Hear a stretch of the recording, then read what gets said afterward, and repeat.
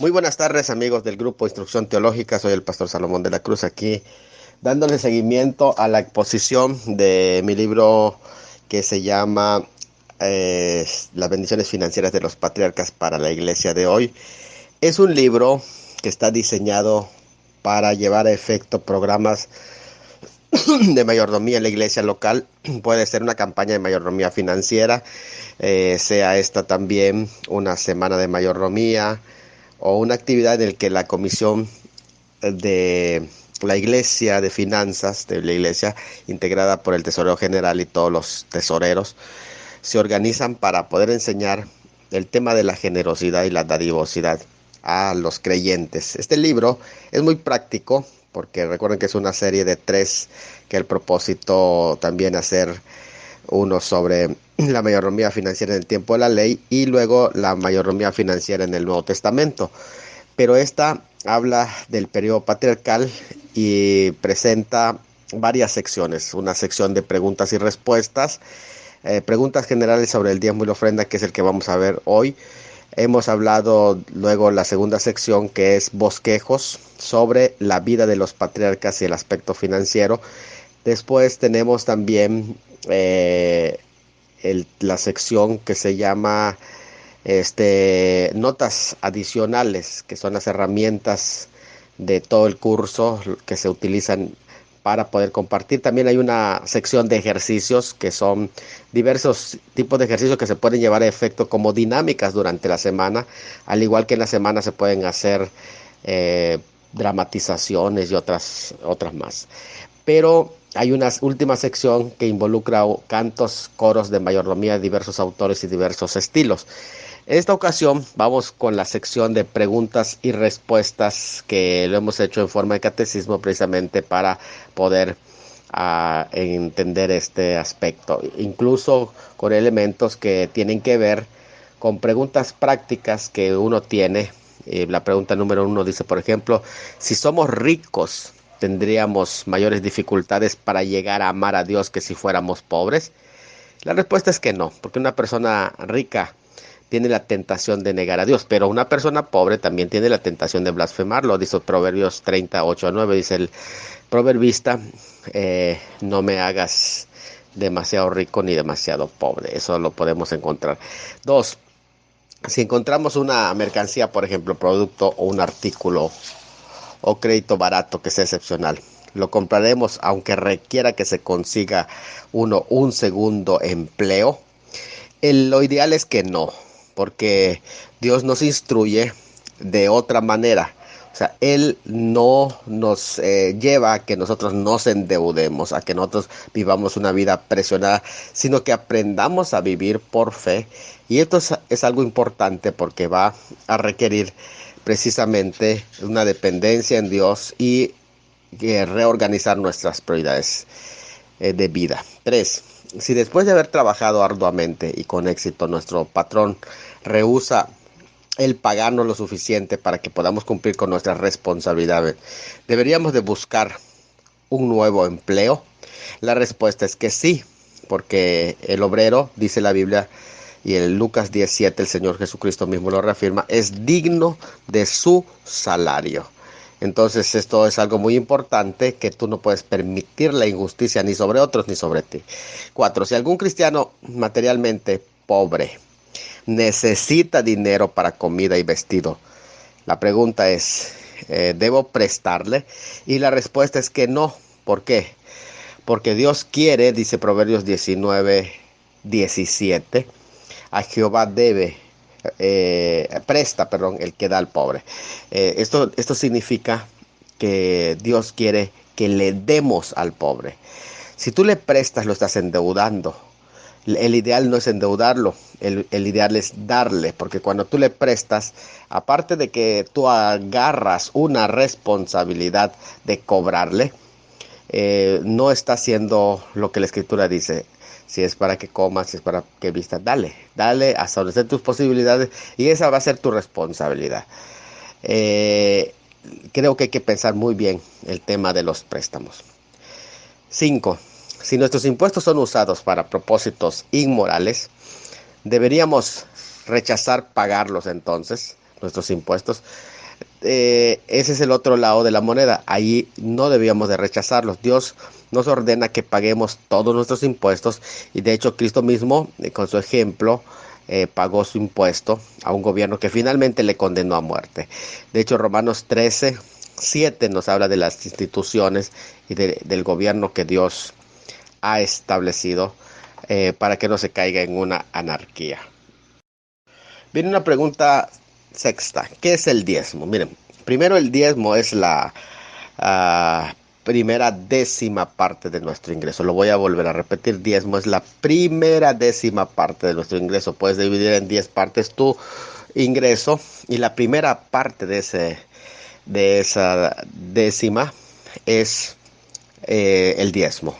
Se trata de un porcentaje, no de una cantidad definida, como en el caso de las cotas, o de una cantidad voluntaria, como en el caso de las ofrendas. Constituye la cantidad mínima que aporta un creyente a la obra del Señor. Y esto lo vuelvo a repetir también.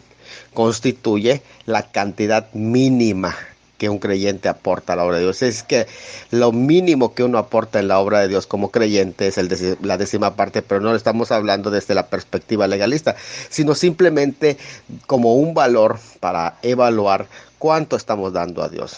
Y eso es una evaluación personal. Esto le pertenece, entendemos, al Señor. También se nos anima a que le demos ofrendas a necesidades especiales. Las ofrendas son más allá del diezmo, es decir, una vez que has dado el diezmo, tú puedes contribuir.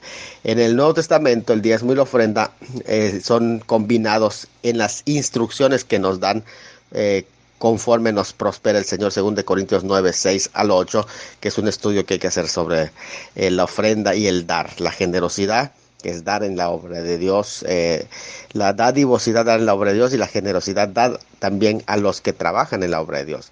7.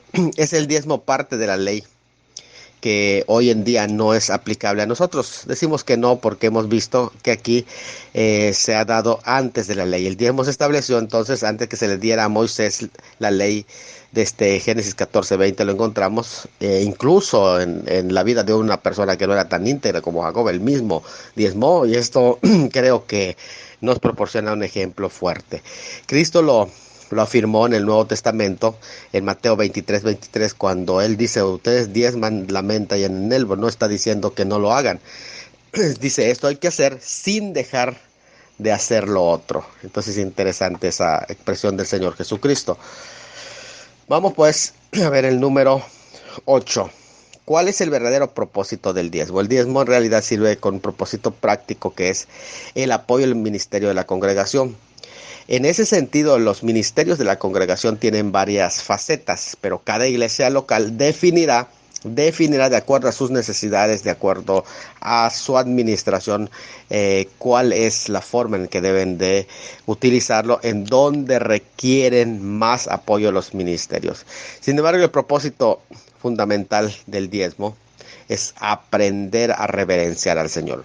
Pese a que el principal objetivo del diezmo es impulsar el ministerio de la iglesia y los ministerios también de la iglesia, pero lo principal que trae el propósito fundamental del diezmo es que la iglesia aprenda a reverenciar al Señor, porque a través de eso le honramos y le reverenciamos. Dios prometió bendición y sabiduría a quienes le honraran.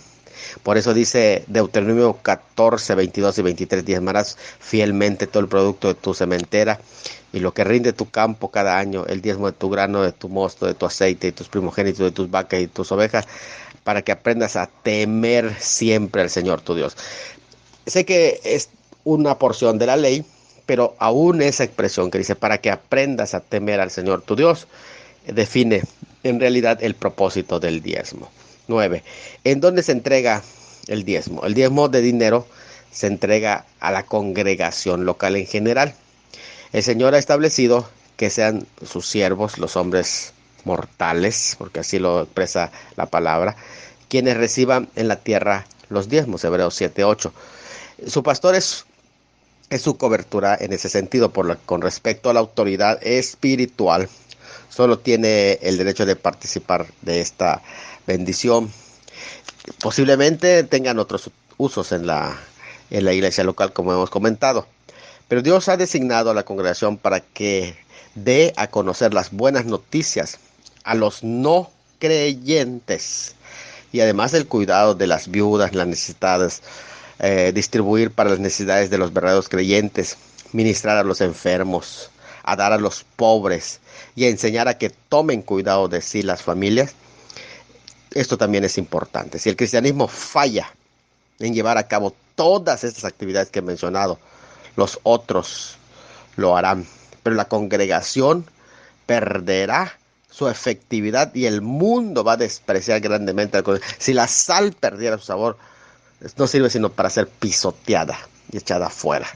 Y otros van a contribuir para hacerlo. O sea, aquí no es un asunto de que si no doy, la obra no va a avanzar. Desde luego que va a avanzar, pero tú te vas a perder la bendición de participar en esta obra que se lleva a efecto. Número 10. ¿Cuándo deben pagarse los diezmos? En las escrituras se pone ejemplo en la iglesia novotestamentaria que lo hacía el primer día de la semana, cuando dice: el primer día de la semana cada uno de vosotros ponga parte según haya prosperado. Allá está hablando de un porcentaje para que cuando yo vaya no se recojan entonces ofrenda. 1 Corintios 16:2. Esto no tiene tanto que ver con el día como con el principio de ser fiel. Entonces me parece que algunos se enfocan a que es solamente el domingo que se lleva el diezmo y entre semana. No, no es así.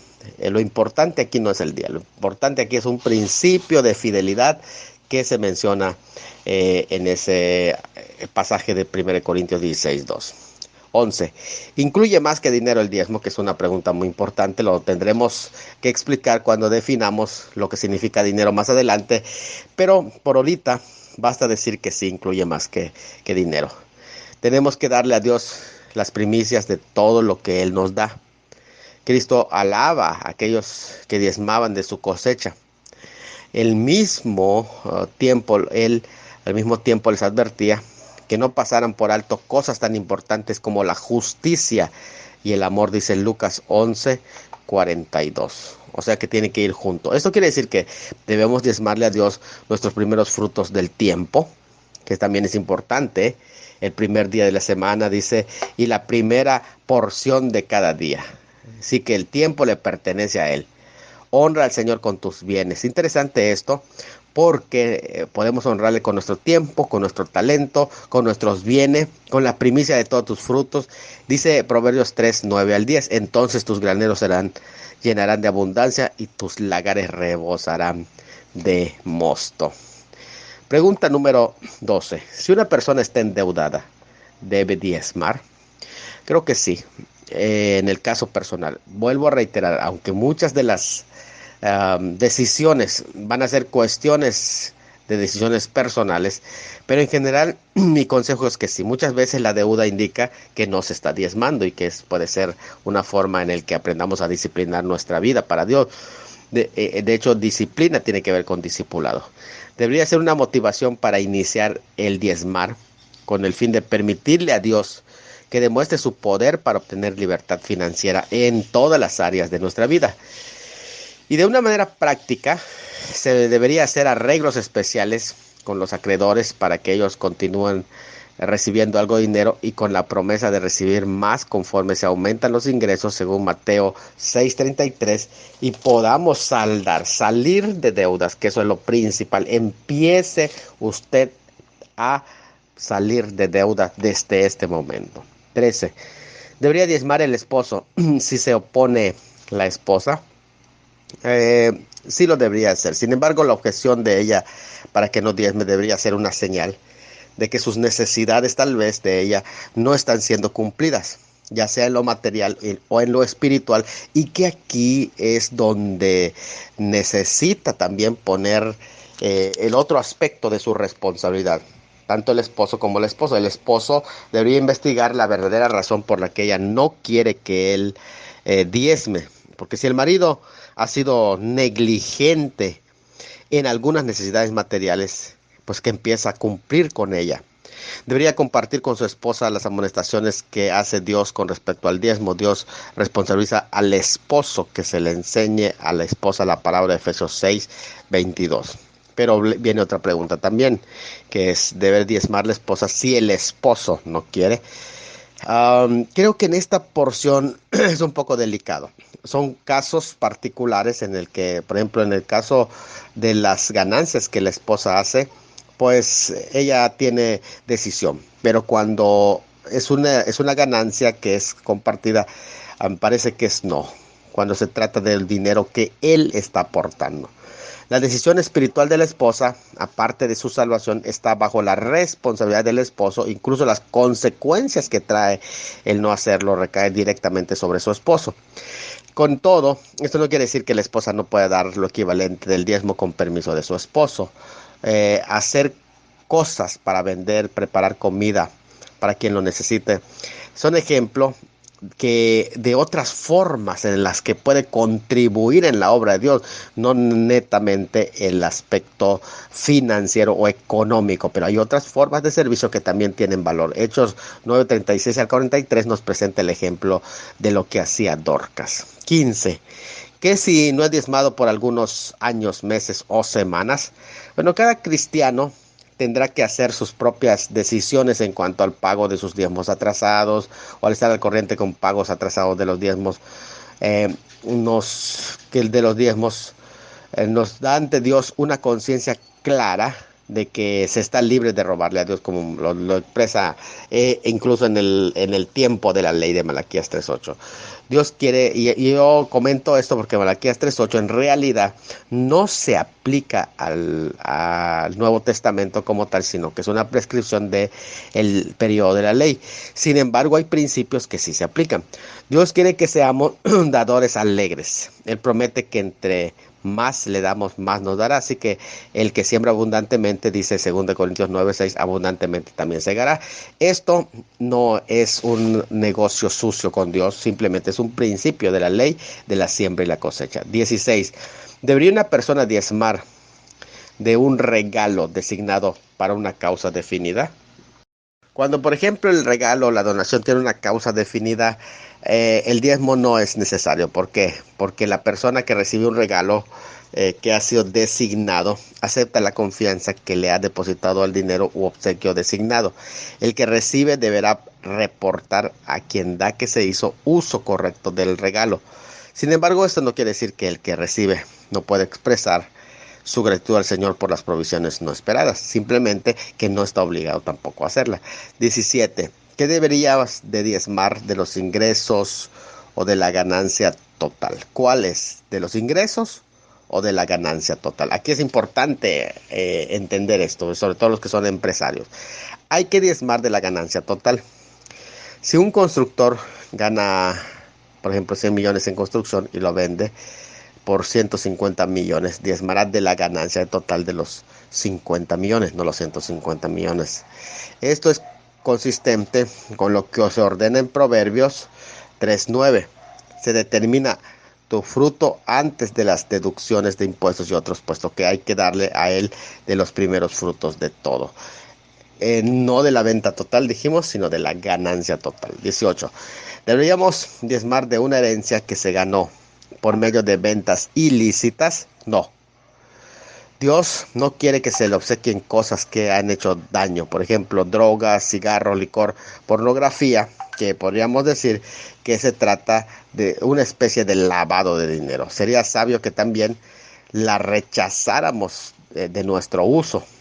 No traerás la paga de una ramera ni el sueldo de un perro a la casa del Señor tu Dios para cualquier ofrenda votiva. Deuteronomio 23:18. Miren, la pornografía, en este caso, también puede representar la prostitución. Es abominación al Señor. Trae una maldición. Y esto a los que hacen negocio con ella también recae sobre ellos. Lo mismo será con la ganancia de cualquiera de las cosas mencionadas que hacen daño a la vida de otros, como lo menciona en Habacuc 2:15. Así que de la forma más sabia que se podría usar esta herencia sería establecer un fondo para traer restitución y beneficio espiritual a los grupos de personas que sus vidas fueron dañadas, por ejemplo, grupos vulnerables, por ejemplo, a lo mejor alcohólicos y otros grupos más, y que esos recursos se vayan para eso. Dice, el que aumenta su riqueza por interés y usura, la recoge para el que se apiada de los pobres. Eso está en Proverbios 28:8.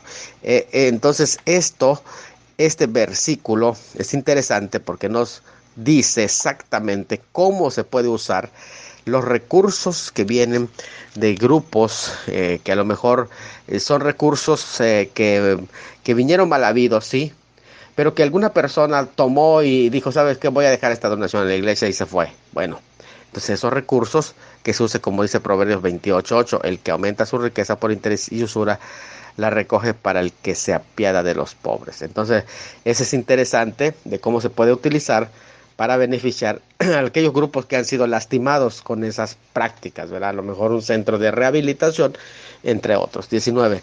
¿Debería diezmar una persona que recibe dinero del seguro social? Creo que sí. Jesucristo alabó y honró a la viuda que le dijo al Señor todo lo que le dio, perdón, al Señor todo lo que tenía. Lucas 21:1-4. Dios observará y recompensará a todo cristiano que da sus ingresos normales de otros ingresos con agradecimiento a él, pero también esto es una decisión personal. 20. ¿Podría usarse el diezmo para pagar la colegiatura? Aquí creo que sí es importante dar un rotundo no. Esto es contrario al espíritu de dar, puesto que esto se está usando para beneficio personal que se deriva de ello, y entonces eso no es diezmo, porque estamos hablando de que en lugar de darlo a la iglesia lo usas para tu propio beneficio. 21. Si no diezmamos, solo tendrá consecuencias eternas. Miren, en primer lugar, aquí las bendiciones que se limitan son prácticamente bendiciones materiales.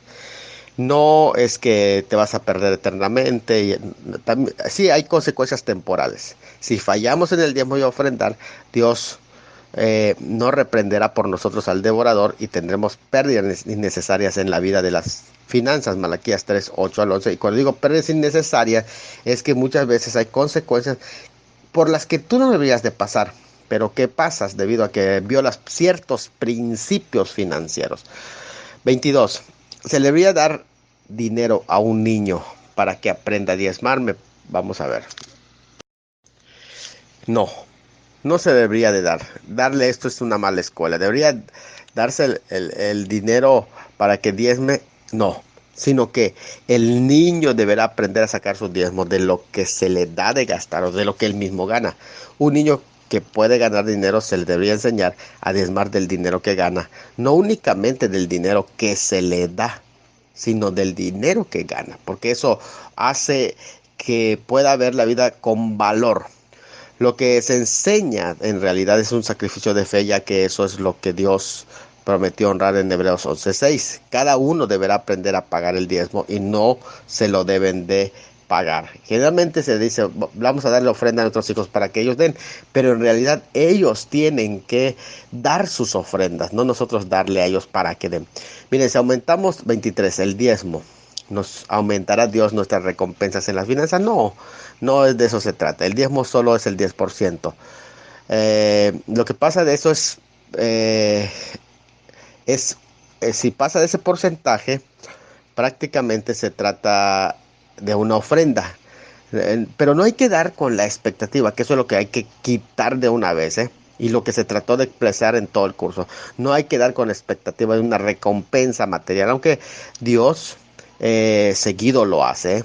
Pero la idea es, no voy a dar para que Dios me dé, sino que estoy dando porque Él ya me dio. Porque si Él no me hubiera dado antes, yo no podría darle. Mira, nuestra motivación debe ser el reverenciar al Señor. No, voy a aumentar mi diezmo para que Él me dé más. O sea, eso ya tiene de antemano una tendencia malvada. Lo que tenemos que querer es reverenciar al Señor y avanzar en el reino de Dios, suplir necesidades en la obra. Son muchos son pobres porque no saben administrar su dinero. Y eso es lo que pasa, que cuando no se administra correctamente el dinero, pues se cae también en la pobreza. 24. ¿Es pobre un hombre cuando no tiene suficiente dinero para pagar sus recibos? No. Una persona es pobre cuando no puede asegurar suficiente comida y vestido y techo. Eso es importante, la definición de pobre. ¿Cuándo ves o cuándo llamas, cuándo clasificas a una persona pobre? ¿Cuántos millones, por ejemplo, tienes que tener para que seas un millonario, ¿no? Para que seas considerado como un rico. ¿Cuánto tienes que tener? Pero si tú tienes asegurado comida, vestido y techo, eres rico. Entonces creo que la riqueza también, soy rico, soy pobre, es una actitud mental. Dios nos dice cómo responder a las necesidades entre los pobres en Isaías 58:7 y eso es algo que nosotros tenemos que continuamente practicar. Si la persona solo busca las riquezas, pues prácticamente va a experimentar consecuencias y frustración. Pero si entiende que es suficiente con comida, vestido y techo, es una persona rica, ¿eh? Es una persona rica. La pérdida del dinero es una de las formas usadas por Dios para aquellos que violan su palabra. 25. Sí, las escrituras son claras y establecen que cuando se viola la ley de Dios, las causas y efectos se manifestarán y con ellos la pérdida de dinero. No es lo único, pero entre otras puede ser utilizado. 26. ¿Elige Dios el hacer a unos pobres y a otros ricos? La verdad es que sí. Dios elige diferentes medios para llevar a cabo distintos propósitos para su gloria. Por ejemplo, elige la prueba. Dios escogió a Job que él empobreciera con el fin de probar su fe. Job capítulos 1 y 2. Después Dios decidió enriquecerlo con lo doble de lo que tenía. Job 42. Pero también puede ser disciplinaria. Dios decidió hacer sobre el rey Sedequías y a o sea, Dios quiso hacer pobre al rey Sedequías y a la nación de Judá porque se rebelaron contra sus principios y las advertencias de los profetas en segundo de Crónicas 36, 11 al 21. Pero también puede ser un propósito redentor, ¿eh? Por ejemplo, Dios eligió que su hijo naciera en la pobreza y creciera en una comunidad que era despreciada, Galilea de los gentiles. Así, él demostraría la maravillosa gracia de la redención, porque conocéis la gracia de nuestro Señor Jesucristo, que siendo rico, sin embargo, por amor a vosotros, se hizo pobre, para que vosotros por medio de su pobreza llegarais a ser enriquecidos. Según de Corintios 8, 9. Los siguientes versículos enfatizan un poco más de las decisiones de Dios. Vamos a ver, por ejemplo, Salmo 75, 6 y 7. Porque ni de oriente, ni de occidente, ni del desierto viene el enaltecimiento, sino que Dios es el juez, a uno humilla y a otro ensalza. Deuteronomio 8, 18. Mas acuérdate del Señor tu Dios, porque Él es el que te da el poder para hacer las riquezas. 27. ¿Algunas personas están destinadas a permanecer pobres y otras ricas? Oh, no. No siempre. El destino que Dios tiene para las personas no está centrado en las riquezas terrenales, sino en las riquezas eternas. Aquí que en el proceso para enseñar a las personas cómo comparar las riquezas temporales con las eternas, Dios puede llegar a permitir que experimenten tanto riqueza como pobreza. Él permite que personas injustas prosperen después que tengan problemas con la riqueza y en muchos casos después de que lleguen a empobrecer. Así que Él también permite que los justos lleguen a pérdidas económicas para que a través de ello puedan descubrir más que las riquezas de Dios y experimentar su provisión económica hacia sus vidas. Así que Él puede utilizarlo. Mira, el Salmo 66, 12 dice: hiciste cabalgar hombres sobre nuestras cabezas, pasamos por el fuego y por el agua, pero tú nos sacaste a un lugar de abundancia. Qué interesante. 28. ¿Podrán los programas de gobierno eliminar la pobreza? No. La pobreza jamás podrá ser eliminada a través de los programas sociales, porque la verdadera causa de la pobreza no es social sino espiritual. Pero los programas sociales pueden proveer trabajo, educación, dinero y a lo mejor la iglesia puede ser parte de todo ello. Pero estos por sí mismos nunca podrán conquistar a las fuerzas que ocasionan la pobreza, entre las que se encuentra el alcoholismo, la adicción a las drogas, pereza, las malas inversiones. Los programas sociales diseñados para eliminar la pobreza pasan por alto beneficios que Dios quiere lograr por medio de ella. tales como la autoexaminación, buscar al Señor y recursos creativos. Un problema más que ocasionan los programas sociales es la corrupción que influencia en la avaricia. Así que para eliminar la pobreza que proviene de las medidas disciplinarias, las personas y naciones tendrán que regresar a los principios universales establecidas por Dios a través de las Sagradas Escrituras. Por ejemplo, miren, el hambre en el país de la India no es el resultado de escasez de alimentos o sobrepoblación, es el resultado de creencias religiosas que se oponen a la misma palabra de Dios, porque, por ejemplo, la religión hindú enseña que las personas que mueren reencarnan en forma de animales. Es por eso que sus leyes y religión prohíben matar a las ranas, ratones, vacas y otros animales. Cada vaca provee lo suficiente alimento para alimentar a 7 personas, por lo menos, ¿no? Y en la India existen 200 millones de vacas sagradas. Y tan solo de alguna manera dejaran de alimentar a estas vacas, tendrían suficiente para alimentos a 1.400 millones de personas, que es una cuarta parte de la población del mundo. Hay mucha gente que aquí mismo en nuestros países de Occidente no se dan cuenta de la idolatría en que están cayendo, de tal manera que prefieren criar un perro, un gato, una mascota que proveer para sus necesidades, aunque ellos estén cayendo en la miseria, pero tienen destinado un recurso muy fuerte para el cuidado de sus animales. Interesante en ese sentido, mascotas en ese sentido. 29. ¿Tiene Dios un ciclo con el cual lleve a las personas de la pobreza a la riqueza y viceversa? Sí. Dios en su palabra ilustra este ciclo en la vida de nuestro Señor Jesucristo, así como en la vida de nosotros, que siendo ricos. Cristo vino de las riquezas del cielo a la pobreza de Nazaret y después regresó a las riquezas del cielo nuevamente. Job pasó de ser el más rico en su tiempo a perder todo su dinero y de allá obtener el doble de las riquezas que originalmente tenía. Lo mismo sucede con José, que era hijo de un patriarca acaudalado y después llegó a ser un esclavo y posteriormente se convirtió en un señor en Egipto. Cristo hace entonces un llamado a todos los que quieran ser sus discípulos a que voluntariamente le permitan que se les lleve a través de este ciclo. Dice, si alguno quiere venir en pos de mí, niéguese a sí mismo, tome su cruz cada día y sígame, porque el que quiere salvar su vida la perderá, y el que quiera perder su vida por causa de mí la hallará. Mateo 16, 24 al 25, 30. El único remedio que Dios tiene para los perezosos es el no darles de comer. Oh, parece que sí. Esto nos lo enseñan las escrituras con mucha claridad, por ejemplo, en 2 Tesalonicenses 3:10, porque aun cuando estábamos con vosotros os ordenamos esto: si alguno no quiere trabajar, que tampoco coma. Así que la persona perezosa no es el que rehúsa trabajar, sino la que hace poco y va cediendo y posponiendo lo que debe de hacer. Mire, dice la escritura en Proverbios 6:10 al 11. Un poco de dormir, un poco de dormitar, un poco de cruzar las manos para descansar, y vendrá como vagabundo tu pobreza y tu necesidad como un hombre armado. Una persona perezosa se justifica dando un sinfín de razones, entre comillas, porque no puede, entre comillas, hacer el trabajo. El darle de comer reforzará su inercia y lo llevarás a la miseria.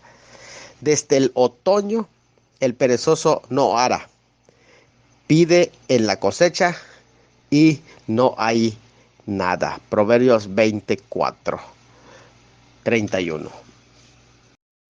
Pregunta número 31. ¿Tiene Dios un castigo especial para quienes abusan de los pobres? La respuesta es contundente. Sí.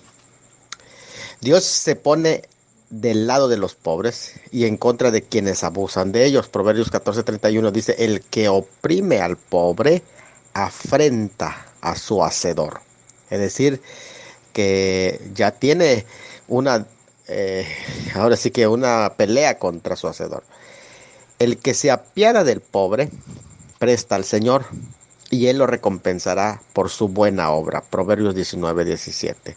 El que cierra su oído al clamor del pobre también él clamará y no recibirá respuesta. Es allá donde prácticamente podemos ver lo que está sucediendo con las personas que oprimen al pobre. El que oprime al pobre para engrandecerse solo llegará a la pobreza. Dios prácticamente hará responsable a cada que oprima al pobre. También condenará a los que están en posición de liderato y obtienen ganancias como resultado de oprimir al pobre. O sea, esto es una cosa muy seria que no solamente está dentro del mundo eclesiástico, sino que eso trasciende la comunidad. Él dice, entra el Señor entra en juicio con los ancianos, que son líderes de su pueblo, y con sus príncipes, pues vosotros habéis devorado la viña, el despojo del pobre está en vuestras casas. Isaías 3:14. A la viuda y al huérfano no afligiréis, y si le afliges y él clama a mí, ciertamente yo escucharé su clamor, y se encenderá mi ira, y os mataré a espada. Y dice allá, vuestras mujeres quedarán viudas y vuestros hijos huérfanos. Éxodo 22 al 24. Creo que esos pasajes no necesitan tanta explicación, pero son directos. 32.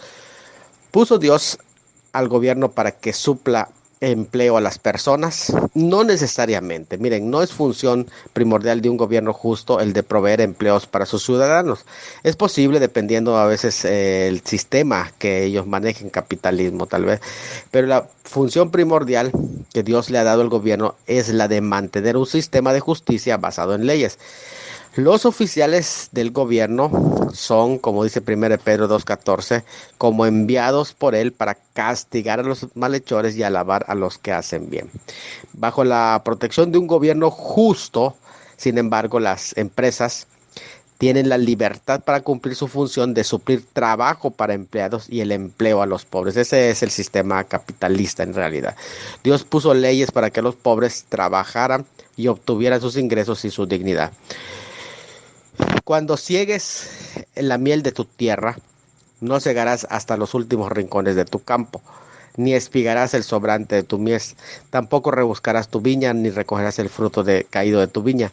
Lo dejarás para el pobre y para el forastero. Yo soy el Dios de tu Dios. Levítico dice, yo soy el Señor tu Dios. Levítico 19, 9 al 10. 33. ¿Es del todo correcto la intención de mantener a la persona que es floja? Que vuelvo a reiterar esa pregunta. Mi respuesta es no. Garantizarle un ingreso al flojo viola muchos principios de las escrituras. De hecho, esto es algo tan interesante que debemos saber que destruye la responsabilidad e iniciativa personal que cada uno de los seres humanos tiene, y el trabajo dignifica a las personas. Es quitarle la dignidad a las personas cuando no permites que ellos trabajen. 1 Tesalonicenses 4:10 y 11, 2 Tesalonicenses 3:10. Protege al perezoso de la disciplina que Dios quiere aplicarle, porque igual Dios quiere tratar con el perezoso para que no haya flojos en la ciudad y se proliferen el ocio y los ladrones. Proverbios 24 es algo muy importante que menciona cómo Dios disciplina al flojo. 34. ¿Hay alguna forma en que Dios compense a los pobres dándoles cosas que los ricos no tienen? Bueno, en cierta manera sí. En el análisis final, la fe es más importante y de mayor valor que las riquezas. Y eso es algo muy importante ya en el Nuevo Testamento. Dice, y sin fe es imposible agradar a Dios. Pero no solamente esto, sino que dice que seamos ricos en fe. Basados en esto, la comprensión que Dios les hace a los pobres es muy significativa. Hermanos míos amados, escuchad, no escogió Dios a los pobres de este mundo para ser ricos en fe y herederos del reino que Él prometió a los que le aman. Y también dice, y a los pobres es anunciado el evangelio. Así que también Dios le concede a los pobres la libertad de ciertas preocupaciones y temores que tienen los ricos para cuidar sus riquezas. Y eso es interesante, ¿no? Ahí está también el tema de la recompensa. Bueno, 35. La 35 pregunta dice, ¿permite Dios que prosperen económicamente personas malvadas? Desde luego que sí. Dios permite que en muchas ocasiones que gente malvada prospere, pero por un tiempo. El propósito de Dios es permitirles que se den cuenta lo inútil y lo vacío de las riquezas para así traerlos al arrepentimiento. O sea, no veamos esto como del todo una injusticia de Dios, sino que allí veamos esto como un plan que Dios tiene para traerlos, para acercarlos a Él también. Dice, Él hace salir su sol sobre malos y sobre buenos, y hace llover sobre justos e injustos. Mateo 5:45. Y hay quienes malinterpretan mal la bondad de Dios. O tienes en poco las riquezas de su bondad, tolerancia y paciencia, ignorando que la voluntad o la bondad de Dios te guía al arrepentimiento, Romanos 2:4. Ahí es donde vemos que en muchas ocasiones Dios lo hace no porque estén cumpliendo principios, es porque la misericordia de Dios sobre ellos se extiende y está tratando de esa manera. Mira, las riquezas de los malvados siempre vienen con problemas internos. Dicen, las ganancias del impío hay turbación. En las ganancias del impío hay turbación. Proverbios 15:6. Antes de la ruina económica hay problema y dolor. Salmo 37, 35, 36 dice, he visto al impío violento extenderse como frondoso árbol en su propio suelo. Luego pasó, he aquí, ya no estaba. Lo busqué, pero no lo hallé. Qué desgracia. 36. ¿Es posible que un cristiano verdaderamente dedicado sea económicamente pobre? Sí es posible. Pablo decía que él y sus colaboradores no tenían dinero, sin embargo, hacía que otros se enriquecieran espiritualmente. Nos recomendamos a nosotros mismos como ministro de Dios como pobre, pero enriqueciendo a muchos como no teniendo nada, aunque poseyéndolo todo. Segunda Corintios 6, 4 y 10. Aunque el cristiano llegue a experimentar la pobreza, Dios nunca le va a abandonar. Él da a sus hijos una herencia de una enriquecida fe. Por eso David pudo escribir, yo fui joven, ya soy viejo, y no he visto justo desamparado, ni a su descendencia mendigando de pan, dice el Salmo 37:25. Pregunta 37. De acuerdo a las escrituras, ¿es correcto que el gobierno le quite a los ricos para darle a los pobres? Sí, creo que no. La redistribución de la riqueza no es el programa de una nación libre. Nuestro gobierno difiere de una monarquía como prácticamente existía en Israel, cuando Israel quería que gobernara sobre ellos un rey. Dios le advirtió lo que eso significaría. ¿Qué significaría una monarquía para ellos? Así será el proceder del rey que reinará sobre vosotros. Tomará lo mejor de vuestros campos, de vuestros viñedos, de vuestros olivares, y os dará a sus siervos.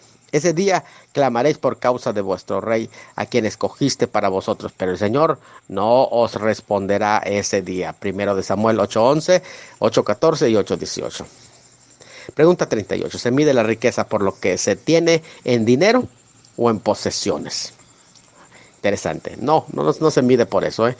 La verdadera riqueza se mide por los valores morales y espirituales que trae su posesionario.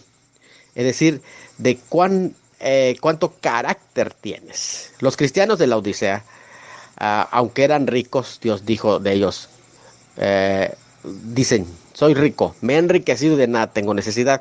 Y no sabes que eres, desde el punto de vista de Dios, un miserable y digno de lástima, pobre, ciego y desnudo. Apocalipsis 3:17. Así que ahí vemos que hay pobres que son ricos y ricos que son unos pobres.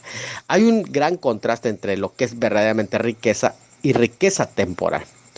Dice Proverbios 11:24, hay quien reparte y le es añadido más, y hay quien retiene más de lo que es justo solo para venir a menos.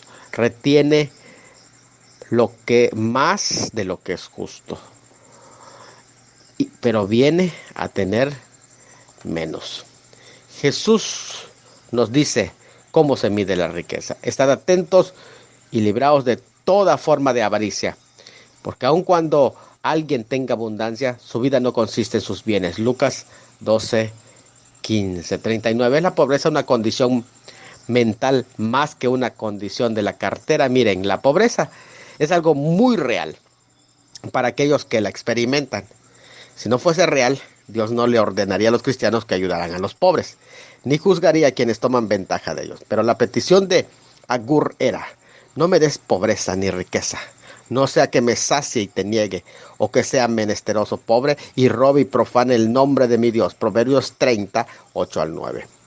Muchas de las dificultades que prácticamente están asociadas con la pobreza, de hacer la comparación y el descontento en vez de falta de dinero, es simplemente mental. Sin embargo, conforme a las normas naturales, una persona es pobre, pero vive muy contenta porque tiene comida y vestido y cubierta adecuada. Por otro lado, una persona puede tener abundancia de dinero y vivir en paz y vivir infeliz sin contentamiento y sentirse como un pobre. ¿Saben qué? Contentamiento es esto, una doctrina olvidada, que consiste en darme cuenta de que Dios me ha dado todo lo que necesito para mi actual felicidad. Repito, contentamiento es darme cuenta de que Dios me ha dado todo lo que necesito para mi actual felicidad. Pregunta 40. ¿Son de valor las riquezas de los malos porque proveen de seguridad personal? No, en realidad las riquezas de los malos son peores que lo inútil. Son desventajas muy peligrosas y engendran hasta cierto punto inseguridad. En las ganancias del impío hay turbación, dice Proverbios 15:6. Mejor es lo poco con temor del Señor que gran tesoro y turbación, en el Proverbios 15:16.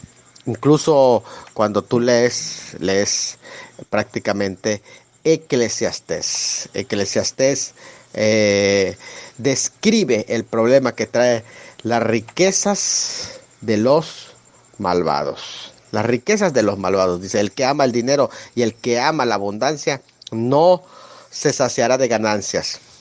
Dulce el sueño, dulce es el sueño del trabajador. Como mucho, dice, es el sueño del trabajador, coma mucho o coma poco. Pero la hartura del rico no le permite dormir. Hay prácticamente entonces un grave mal que he visto bajo del sol. ¿Cuál es eso que ha visto bajo del sol? Las riquezas guardadas por sus dueños para su mal. Eclesiastés 5:10, 5:12 y 5:13. Es muy claro lo que al respecto dice la palabra del Señor. Pregunta número 41. ¿Deberíamos ajustar nuestro modo de vida al ingreso que Dios nos permite recibir? Deberíamos ajustar nuestro modo de vida al ingreso que Dios nos permite recibir. Mira, nuestro estilo de vida se debería edificar con contentamiento en base a lo básico. Si baja nuestro ingreso, hay que aprender a bajar nuestros gastos y orar a Dios para que supla. Por otro lado, si aumenta nuestro ingreso, hay que determinar cómo usar este aumento para que el reino de Dios avance, no nuestros placeres. Vuelvo a reiterar que si bajan nuestros ingresos vamos a adaptarnos, pero si aumenta, lo que vamos a hacer es cómo aumentar el uso para que el reino de Dios avance y podamos también administrar y guardar incluso para el tiempo de escasez. Si las riquezas aumentan, no pongan el corazón en ellas. ¿Qué es lo que significa? Que no uses eso para tus propios placeres. Salmo 62, versículo 10, 42. ¿Va en contra de las escrituras de que un cristiano que es dedicado tenga abundancia de riquezas? No. Dios no condena al cristiano por ser un poseedor de las riquezas. No te equivoques. Él reprende en realidad al que las aumenta para sí mismo, como dice el Salmo 39:6. Al que confía en la riqueza, como dice el Salmo Santiago 5:4. O al que pone su amor en las riquezas, como dice el Salmo 62:10.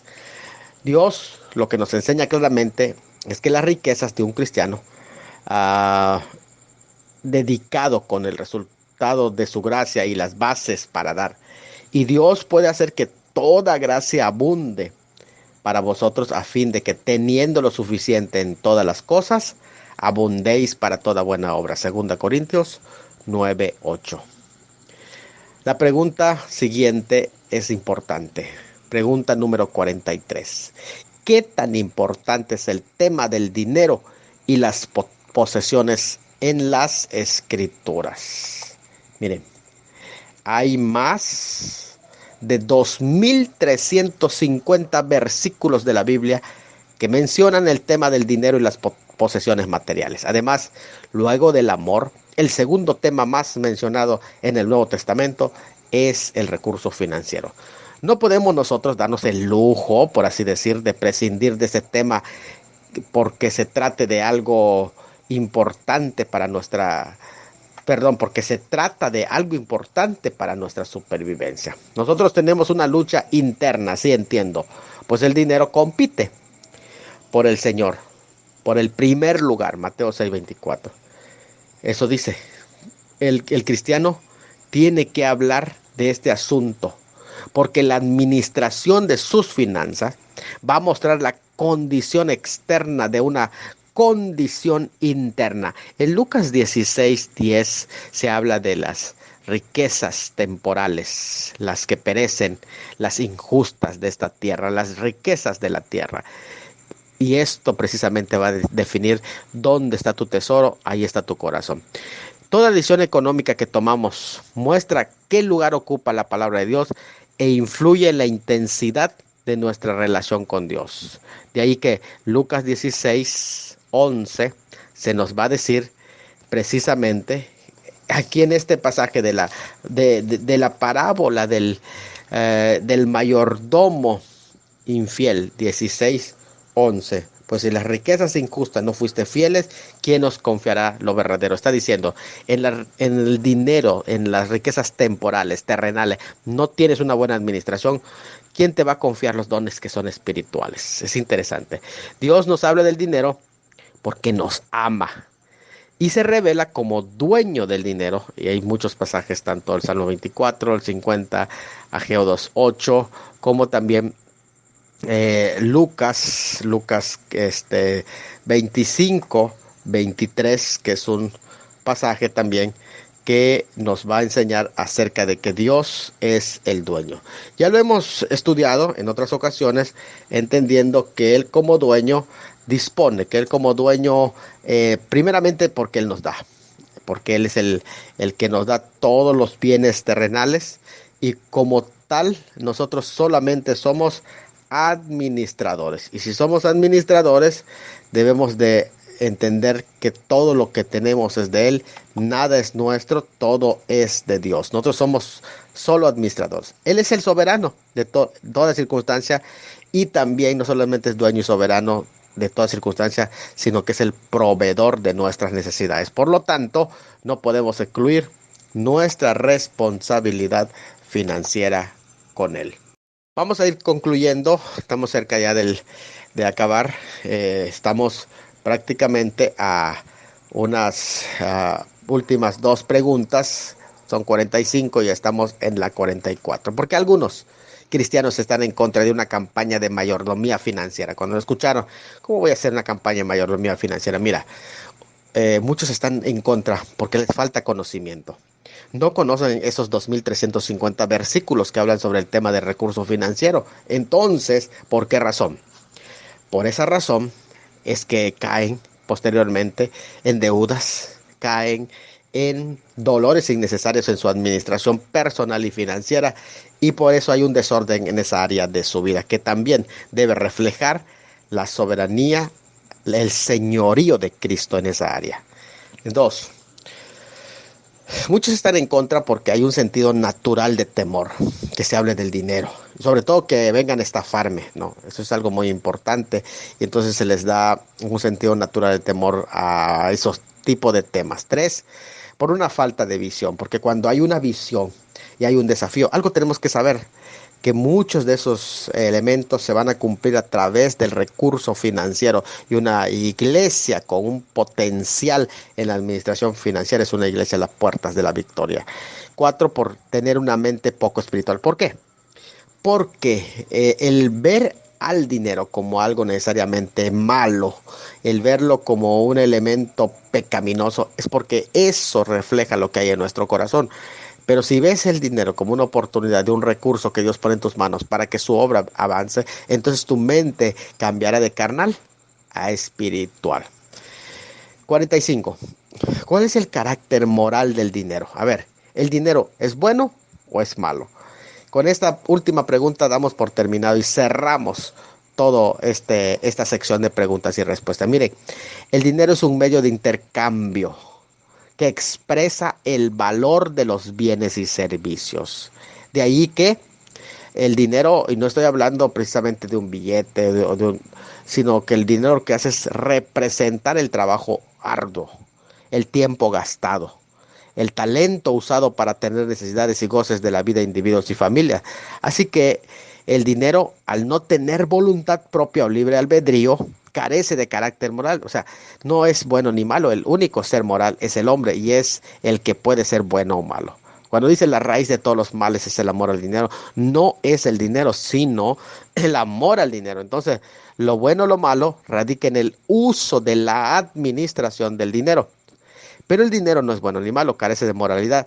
Ni el don de tener dinero es bueno o malo, o de adquirirlo. Puede ser llamado perverso esos dones, no. Sino lo que se llama perversos son los medios ilícitos de adquirirlos y la manera también de usarlos. Porque hay gente que está usando mal el dinero. El dinero se convierte en bueno o malo según el uso que le dé la persona. ¿Sabes? De ahí que el término dinero puede representar semillas, puede representar ganados, todo lo que haces que representa un bien, un trabajo, representa el esfuerzo de tu trabajo. El dinero puede, sin embargo, ser bueno o malo porque puede esclavizar. El dinero puede envanecer. El dinero puede seducir. El dinero puede corromper. Puede matar y hasta destruir. Pero por otro lado, el dinero también puede bendecir. El dinero puede animar. El dinero puede ayudar a sanar enfermos. El dinero puede construir iglesias. El dinero puede enviar misioneros. El dinero puede sostener ministerios locales a pastores. El dinero puede ayudar a ganar a los perdidos. El dinero puede enseñar a los recién convertidos. Y el dinero puede equipar obreros. ¿Es bueno o malo? Dependiendo el uso. Mis amigos, que Dios los bendiga. Damos por terminado esta sección de preguntas y respuestas de mi libro que se llama Las bendiciones financieras de los patriarcas para la iglesia de hoy. Saludos a todos.